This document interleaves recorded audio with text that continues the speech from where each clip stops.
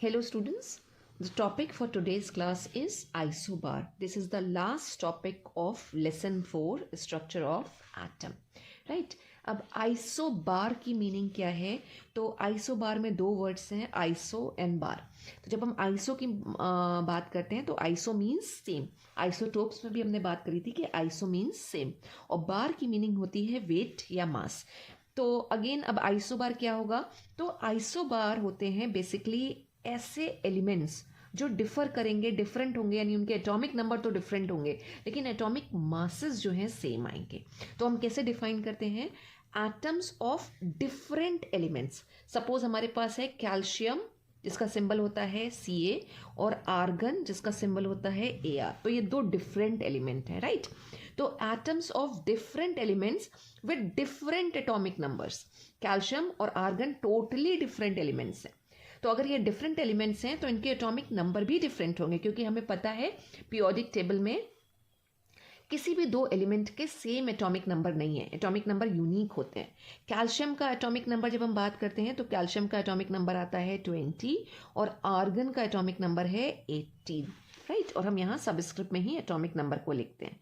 तो calcium and argon are two totally different elements with different atomic numbers. तो हमने अभी तक कितना रीड किया? Atoms of different elements with different atomic numbers but same mass number और same atomic मास.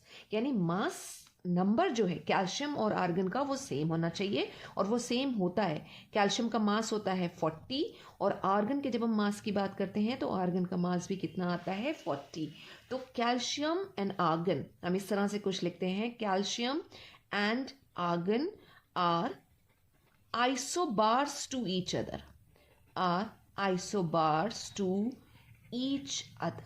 Isobar है यानी कि इनके एटॉमिक नंबर तो डिफरेंट होंगे लेकिन इनके एटॉमिक मासेस जो हैं वो सेम होंगे, और वही मतलब है आइसोबार का. यानी कि सेम वेट या सेम मासेस अगर आ रहे हैं तो हम उनको बोलते हैं isobars. So this is the concept of isobars, यानी ऐसे एलिमेंट जिनके एटॉमिक नंबर बिल्कुल डिफरेंट है, वो different two totally different elements होंगे लेकिन उनके मास नंबर सेम हो जाए तो हम उन्हें बोलते हैं isobars.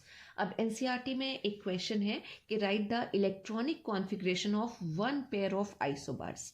Right the electronic configuration of one pair of isobars. तो हमें जो आइसोबार्स हैं उनका इलेक्ट्रॉनिक कॉन्फ़िगरेशन लिखना है.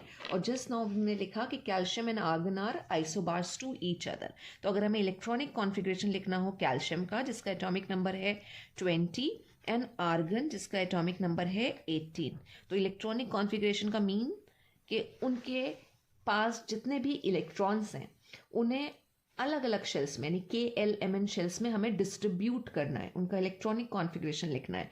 तो कैल्शियम जिसका एटॉमिक नंबर है 20, ठीक है? तो न्यूट्रल एटम की बात हो रही है. कैल्शियम में कितने प्रोटॉन्स हैं? 20, और एक न्यूट्रल एटम में जितने प्रोटॉन्स होते हैं उतने ही इलेक्ट्रॉन्स भी होते हैं. तो कैल्शियम में इलेक्ट्रॉन कितने आएंगे? 20 इलेक्ट्रॉन्स. अब इन 20 इलेक्ट्रॉन्स को अगर हम KL और M शेल्स में डिस्ट्रीब्यूट करें तो वी नो 2n² रूल के हिसाब से जो फर्स्ट शेल है उसमें 2 इलेक्ट्रॉन आएंगे, सेकेंड शेल में 8 इलेक्ट्रॉन्स आते हैं. अभी 10 इलेक्ट्रॉन्स को हमें डिस्ट्रीब्यूट करना है तो 10 इलेक्ट्रॉन्स हम इसमें नहीं रखेंगे M शेल में. अब क्यों? क्योंकि ये लास्ट शेल होगी, वेलेंस शेल हो जाएगी, और वेलेंस शेल में 8 से ज़्यादा इलेक्ट्रॉन नहीं आ सकते, राइट? तो हम इसमें 8 रख के बाकी के 2 इलेक्ट्रॉन्स को नेक्स्ट शेल में मूव करा देंगे. और कैल्शियम का इलेक्ट्रॉनिक कॉन्फ़िगरेशन होगा 2,8,8,2. तो जो वैलेंसी भी निकल के आएगी कैल्शियम की वो कितनी होगी? 2. सेम वे अगर हम आर्गन में बात करें तो आर्गन के पास 18 प्रोटॉन्स हैं, और न्यूट्रल एटम अगर है तो उसमें 18 ही इलेक्ट्रॉन्स होंगे. डिस्ट्रीब्यूशन कैसे आएगा? 2 K शेल में 2 इलेक्ट्रॉन्स, फर्स्ट शेल में 2 इलेक्ट्रॉन्स, सेकेंड शेल में कितने हो जाएंगे? 8 इलेक्ट्रॉन्स. तो टोटल कितने इलेक्ट्रॉन्स हो गए? 18 में से हमने 2 और 8 यानी 10 इलेक्ट्रॉन्स की फिलिंग कर दी, और अभी हमारे पास 8 इलेक्ट्रॉन्स बच रहे हैं जो M शेल में चले जाएंगे.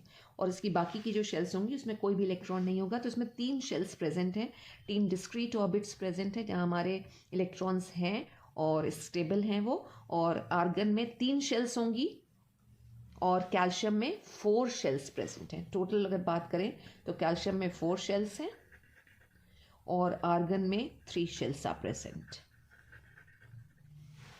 So this is about isobars and the electronic configuration of one pair of isobars. Thank you so much, students.